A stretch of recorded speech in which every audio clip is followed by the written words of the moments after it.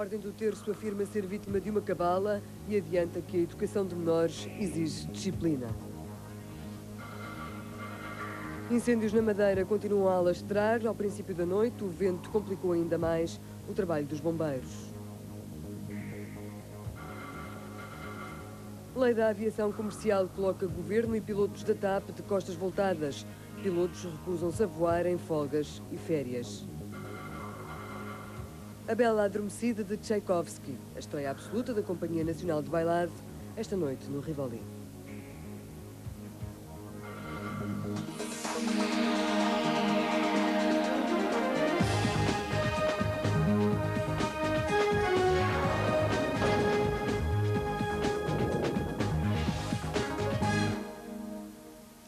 Boa noite. A direção do Instituto Profissional do Terço nega as acusações de maus tratos às crianças que viviam no lar. Olímpio Magalhães diz que ficou surpreendido com a ordem do Tribunal de Menores de encerrar o Instituto. Sobre as alegadas práticas de violência, o Presidente diz que é tudo relativo, a educação precisa de disciplina. A direção do Instituto Profissional do Terço já reagiu à ordem do Tribunal de Menores. Diz desconhecer o teor das acusações, mas explica que a educação de menores exige disciplina. Costumo dizer, nós temos a responsabilidade de dar muito carinho numa mão e de ser firmes na outra. É assim que conseguimos, ao longo de muitas gerações, educar várias gerações de pessoas passadas por esta casa, cujo comportamento social no futuro se orgulham muito de ter pertencido à casa e a casa se orgulha muito daquilo que fez. A direção do Instituto Profissional do Terço diz ainda que se trata de uma cabala montada para denegrir a imagem da instituição. E vocês sabem que não faltam abutres, que a qualquer momento se queiram aproveitar e aproximar de valores pelos quais nada contribuíram. Está a falar de quem, por exemplo? Neste momento não posso referir nada em particular, porque não conheço o tipo de acusações, nem quem nas proferiu. Reunida esta noite, a direção do Instituto do Terço remete todas as explicações para amanhã de manhã, numa conferência de imprensa. A denúncia de maus tratos partiu de uma antiga funcionária do lar do Terço e foi confirmada por responsáveis da Segurança Social.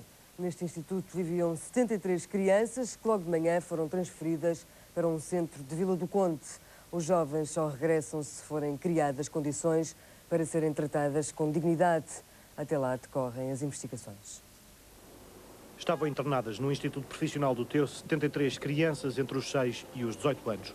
Agora estão numa colónia de férias em Vila do Conde.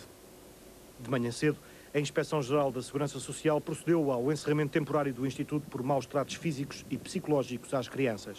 Ficou provado do nosso ponto de vista sufragado depois, como disse, pelo Ministério Público e pelo Tribunal, que existiam efetivamente maus tratos físicos e psicológicos às crianças. Testemunhas chegaram também a falar em abusos sexuais, uma situação que estará ainda a ser investigada. Para as autoridades, este caso é grave, mas único. O Estado assume as suas responsabilidades, não aceita passivamente qualquer situação de maus tratos ou de violência institucionalizada sobre crianças e que aquilo que se passou hoje poderá passar-se noutros sítios se houver... Portanto, há mais casos? Bom, não podemos estar a especular, eu já lhe disse que penso que esta é a exceção, que confirma uma regra. Esta exceção que se viveu no Instituto do Terço continuará a ser investigada pelo Tribunal de Menores do Porto. Um caso de maus tratos infantis no dia em que o Instituto de Apoio à Criança comemorou 15 anos. Década e meia dedicada a resolver os pedidos de ajuda dos mais novos. E é lá que, através de um telefone SOS, chegam todos os dias dezenas de problemas que envolvem crianças. São 15 anos ao serviço da criança. Na cerimónia comemorativa do aniversário do Instituto de Apoio à Criança, lembrou-se o que está a ser feito e o que ainda há para fazer. Entre as ações desenvolvidas pelo IAC, a linha SOS Criança aparece na lista como a mais eficaz. Durante o ano passado, o telefone de ajuda do Instituto tocou mais de 3.000 vezes. A linha direta para adultos ou crianças que procuram ao telefone soluções para problemas sérios. E, curiosamente, são os adultos que recorrem ao serviço mais frequentemente, uma esmagadora maioria, quase 93%, contra 7% de crianças que marcam o número de ajuda. Problemas variados para os quais se tentam encontrar soluções. A situação mais comum relatada à SOS Criança é a de crianças em risco, 13,2% das chamadas. Logo a seguir aparecem os maus tratos familiares, mais de 9%. Mas do outro lado da linha surgem também relatos de problemas dentro da família, maus tratos escolares e abusos sexuais. Mas a linha SOS Criança tem outros serviços, como o atendimento personalizado, quando os casos não podem ser resolvidos com simples palavras. Na linha SOS Criança, os problemas pessoais são transmissíveis às operadoras prontas a ajudar. Um serviço anónimo e confidencial disponível das 9h30 da manhã até às 6h30 da tarde através do 793-1617, Rede de Lisboa. Na Madeira, os incêndios no Terreiro da Luta e no caminho das Tílias continuam incontroláveis. Ao princípio da noite, a situação complicou-se ainda mais. As fortes rajadas de vento continuam a dificultar o trabalho dos bombeiros. É um autêntico braseiro que se pode ver ao longo da estrada que liga o Terreiro da Luta ao Corral dos Romeiros e Caminho dos Pretos, junto ao Parque Ecológico. O fogo alastra em várias direções. O vento não ajuda o trabalho dos bombeiros, já que está também com direção indeterminada e muito forte. Por precaução, a energia elétrica foi desligada em toda esta zona, já que cabos de alta tensão atravessam a zona mais crítica. No Terreiro da Luta, mais uma família teve de ser evacuada, já que o fogo está mesmo à porta. Vai, o pai amanhã vem. Vai, o pai amanhã vem. Olha, venha comer até os árvores. Apesar da situação estar complicada, um dos elementos da família estava mesmo renitente em sair do local onde sempre viveu. Esta família será realojada numa das residenciais do Funchal. Bazenga Marques, o secretário regional das Florestas, esteve nos vários locais do incêndio e considerava uma situação de muito crítica. Realmente, com este vento, podemos dizer que dificulta bastante o trabalho, quer de todos aqueles que estão empenhados no combate ao fogo. Aqui mesmo na subida para o... é difícil realmente, e até se aconselha que as pessoas não circulem, porque é difícil, temos fogo de um lado e do outro da estrada regional, e mesmo concretamente junto ao monumento do Caminho dos Pretos, e portanto um incêndio que se tem propagado com grande facilidade, até porque o vento muda constantemente de direção. Por isso mesmo os bombeiros já estão esgotados, não têm mãos a medir com tanto fogo para apagar. O trânsito para as serras do Funchal junto ao Poiso está cortado, já que o fogo está dos dois lados da estrada. A situação está por isso muito complicada, o que leva os próprios comandantes dos bombeiros do Funchal a não querer fazer comentários sobre a atual situação. Manuel Arcanjo demitiu-se. A secretária de Estado do Orçamento abandona a equipa do Ministério das Finanças. O anúncio foi feito por António Guterres, mas o Primeiro-Ministro não explicou os motivos da decisão. O meu comentário é, naturalmente, em primeiro lugar, o de sublinhar o extraordinário trabalho que a Secretária de Estado Manuel Arcanjo desenvolveu no sentido de garantir as condições para a adesão de Portugal ao euro. Já há muito tempo que ela me tinha manifestado o desejo de vir deixar estas funções, que são, aliás, funções muito sobrecarregadas, mas tínhamos combinado que isso não aconteceria enquanto se não garantisse em definitivo essa mesma integração no euro. Neste momento ela entendeu que era a altura de tornar irreversível a sua decisão, que eu respeito perfeitamente. Quais foram os motivos para o pedido de demissão? Foi um pedido de demissão em termos pessoais, naturalmente que sobre isso eu não farei qualquer comentário. Já há algum nome para a sua substituição? Não, neste momento, como se sabe, o Sr. Ministro das Finanças está em Cabo Verde, a situação é uma situação de plena regularidade, a Sr. Secretário de Estado continua em funções. Depois, quando o Sr. Ministro das Finanças regressar, e eu próprio, conversaremos tranquilamente sobre o futuro. Em Cabo Verde, o Ministro das Finanças, Sousa Franco, não quis comentar a demissão de Manuel Arcanjo antes de falar com António Guterres. O mesmo não fizeram os partidos políticos. O PS, pela voz do deputado Joel Aze Ferreira, lamentou a demissão de uma pessoa de grande competência técnica e elevada sensibilidade social. A vice-presidente do PSD, Manuela Ferreira Leite, disse que a saída de Manuel Arcanjo é um sintoma de ausência de liderança do governo. Carlos Carvalhas, o líder do PCP, referiu a este propósito que o Executivo não vai por bom caminho. Pelo PP, o deputado Luís Queiró considerou que a demissão da secretária de Estado do Orçamento começa a revelar uma desagregação interna do governo. Morreu esta noite em Coimbra José Rabassa. Foi secretário de Estado da Indústria Ligeira no primeiro governo constitucional. No sábado tinha dado entrada na unidade de cuidados intensivos cardiovasculares dos hospitais da Universidade de Coimbra. E esta noite, aos 71 anos, o coração de José Rabassa deixou de bater. Mais vagas nas escolas de saúde e uma nova faculdade de medicina. Duas medidas anunciadas hoje pelo Governo para tentar resolver o problema da falta de médicos de família. Em Conselho de Ministros, ainda mais uma decisão. Os clínicos gerais que aceitem o regime de voluntariado vão ter um salário de acordo com as novas funções.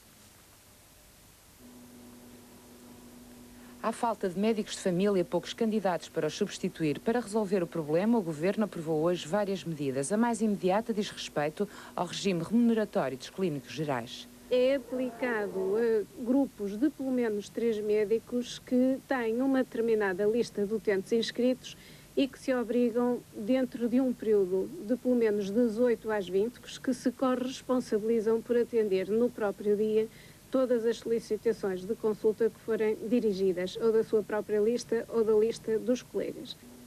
Este novo regime é experimental e voluntário. Outra medida é construir mais uma faculdade de medicina, aumentar o número de vagas e até outras formas de admissão à faculdade.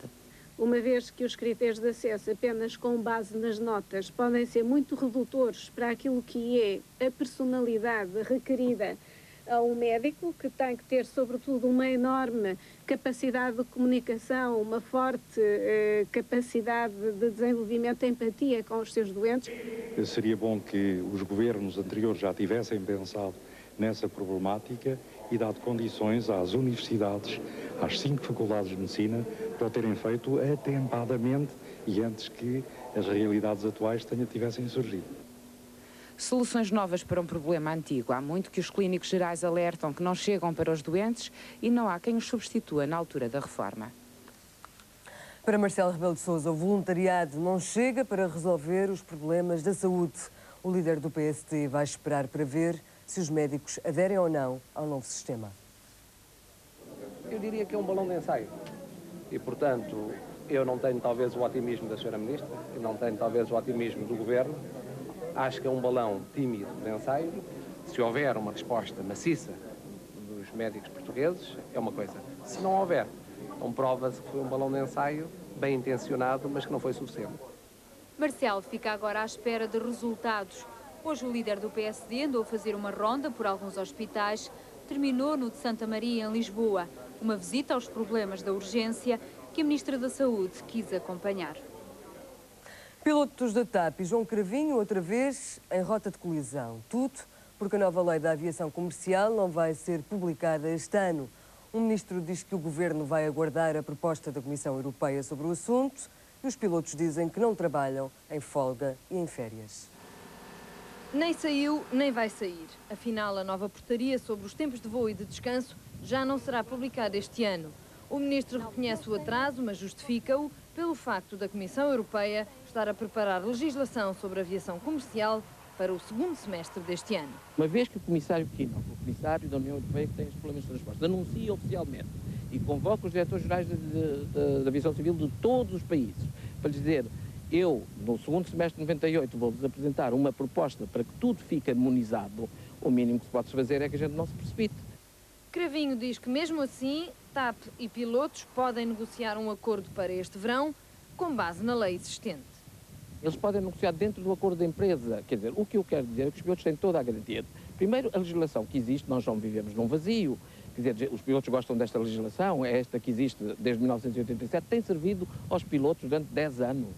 E agora vêm dizer que querem uma portaria com a qual eles não concordam. Para quê? Para fazer greve? Os pilotos ainda não reagiram à resposta do ministro. A próxima palavra será da direção do sindicato. O SIS volta a ser notícia por suspeita de vigilância indevida.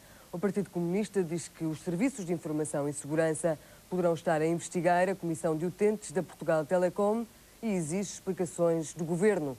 O ministro Jorge Coelho já disse que o SIS não anda a vigiar quem quer que seja.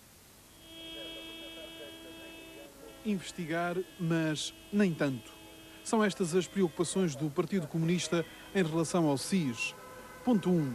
6 dias depois do artigo do Jornal Independente acusar o SIS de investigação à Comissão de Utentes da Portugal Telecom, o Partido Comunista Português mostra-se indignado com a falta de esclarecimentos do Governo. Ponto 2. O diretor do SIS, Rui Pereira, nega que a secreta portuguesa esteja a investigar quer a Comissão de Utentes da Telecom, quer a Confederação dos Agricultores Portugueses. Ponto 3. O Partido Comunista Português exige agora explicações do Governo no Parlamento. Jorge Coelho tenta pôr um ponto final no problema. Diz o próprio ministro que é o único responsável político pelo SIS, que os serviços de informação não andam a vigiar quem quer que seja e que existem para garantir a tranquilidade dos portugueses em relação a ameaças de outra natureza. Para Jorge Coelho, uma vigilância aos trabalhadores da Telecom seria gravíssima e não poderia existir num Estado democrático. E acrescenta que, com ele, o SIS nunca vigiará um partido, um órgão de comunicação social ou mesmo um sindicato. No Kosovo, o início das conversações entre as autoridades sérvias e os independentistas albaneses está marcado para amanhã. Num clima de insegurança, tudo aponta para que este seja um diálogo de surdos. Hoje farão enterrar os albaneses mortos em Prekaz. A notícia na segunda parte do 24 Horas.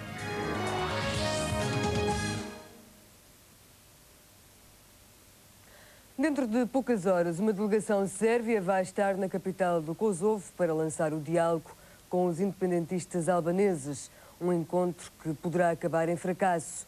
Para o líder da oposição albanesa, a única solução passa pela independência da província. Ibrahim Rugov, líder do movimento albanês, não se cansa de repetir o mesmo. A solução para a crise no Kosovo passa apenas pela independência da província. O comentário de Belgrado não tardou.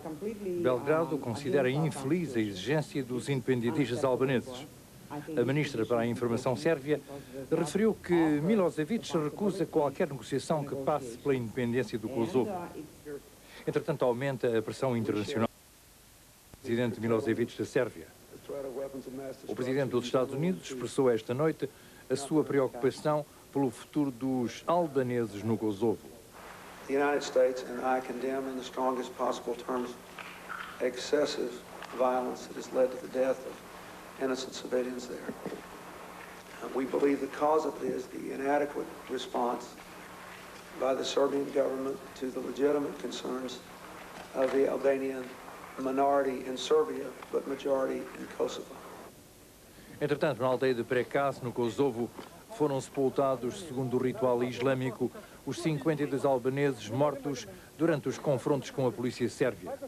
As vítimas tinham sido enterradas pela polícia sérvia na terça-feira à noite, à revelia da população. A partir de agora, a UNITA é um partido com direito a desenvolver atividades político-partidárias em Angola. A decisão do governo de Luanda chegou depois do movimento de Jonas Savimbi ter garantido a sua desmilitarização. A UNITA está finalmente legalizada como partido político.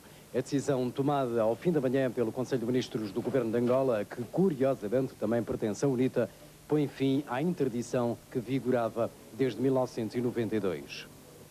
Em conformidade com a declaração da MONUA de 10 de março de 1998 sobre a conclusão da desmilitarização da UNITA, o Governo de Unidade e Reconciliação Nacional declara, perante a opinião pública nacional e internacional, que no quadro do cumprimento do calendário aprovado pela Comissão Conjunta para a conclusão do Protocolo de Lusaka, a UNITA poderá desenvolver, nos limites da lei, a sua atividade político-partidária em todo o território nacional.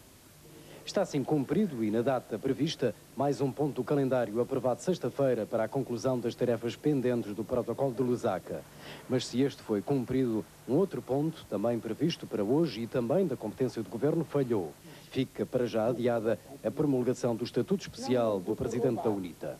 Há pressupostos básicos que devem ser cumpridos pela UNITA, nomeadamente a aceitação do conteúdo do projeto de regulamento sobre a guarda pessoal do Presidente da UNITA e também, com certeza, trabalhar-se nos atos de desmobilização e incorporação dos elementos que forem designados para a guarda pessoal do Presidente da UNITA na Polícia Nacional. Com a UNITA legalizada e desmilitarizada, a guerra de Luanda passa a ser agora contra os chamados bandos errantes que desestabilizam e reminam o interior de Angola. O avanço hoje dado no processo de paz coincidiu com a chegada a Luanda de Alian Bey, o representante especial do secretário-geral da ONU em Angola, que esteve 3 meses na Alemanha em tratamentos médicos. Jorge Pereira, RTP Luanda. Na Dinamarca, a coligação de centro-esquerda venceu as eleições gerais antecipadas. O líder do Partido Social Democrata já anunciou que irá formar governo com o apoio dos radicais e da extrema-esquerda. A coligação liderada por Poul Rasmussen, atual primeiro-ministro, conseguiu conquistar 88 lugares no Parlamento, apenas mais um do que a aliança de centro-direita. Estes resultados são apenas referentes à Dinamarca continental. Faltam ainda apurar 4 mandatos referentes à Groenlândia e às Ilhas Faroé. Tradicionalmente, a esquerda e a direita dividem entre si esses lugares, porque os analistas esperam que os resultados finais não sofram alterações. Os jogadores do Sporting, Peixe e Costinha, vão jogar no Futebol Clube do Porto nas próximas 3 temporadas. A notícia foi esta noite avançada pela TSF. As contratações resultam de um acordo entre Pinto da Costa e José Roquete, traçado na passada semana em casa do presidente leonino. Este acordo não invalida, contudo, a continuação dos processos no Tribunal do Trabalho que opõem os jogadores ao clube de Alvalade. Na Comuna, atenções viradas para uma só voz. O monólogo Calixto, a história de uma personagem. A encenação é de Miguel Seabra e o ator Álvaro Lavigne. Para ver, só até sexta-feira. Depois de viajar pelo papado, decidimos mudar de aires e dirigir-nos a Venecia, república esta onde as artes floresciam. Mas... E se uma personagem falasse dos atores que a interpretaram ao longo dos tempos? Um desafio a que o Teatro Meridional decidiu responder, inspirando-se na personagem Calixto, de La Celestina. É uma personagem que nasce em 1500 e faz um percurso até 1600, e onde o Júlio aproveita para falar também da história do percurso do Teatro Meridional enquanto companhia. Um percurso que começou na Comédia dell'arte, passou pelos aventureiros da peça Magalhães e culmina neste Calixto, história de uma personagem. O espetáculo, em forma de monólogo, contexto de Júlio Salvatierra, interpretação de Álvaro Lavigne e direção cênica de Miguel Seabra. Nos fuimos todos a outra estancia a deliberar com muita calma o que tínhamos de fazer. A temporada do Ballet Gulbenkian vai encerrar com uma estreia. Jade, do checo Jan Kodet, uma coreografia de cumplicidades acompanhada a verde do princípio ao fim.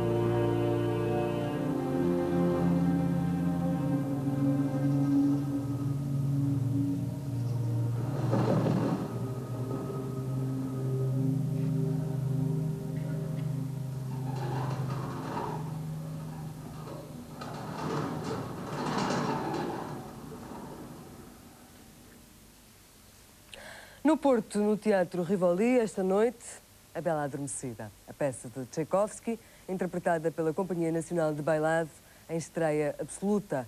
Para ver como foi, a oportunidade fica agora no 24 Horas.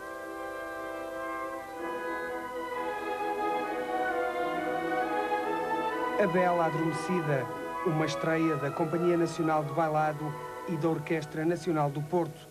Hoje à noite, a lotação do grande auditório do Teatro Municipal Rivoli esgotou para assistir à peça de Tchaikovsky, um bailado com base na coreografia original de Ted Branson. Vasco Pirce de Azevedo dirigiu a Orquestra Nacional do Porto. No palco estiveram 54 bailarinos da Companhia Nacional de Bailado. A Bela Adormecida, para ver até ao próximo dia 15.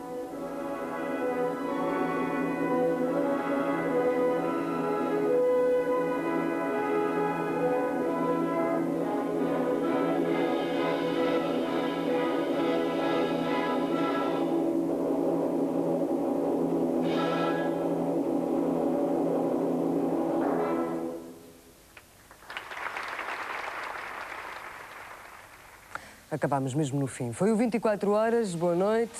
Até amanhã.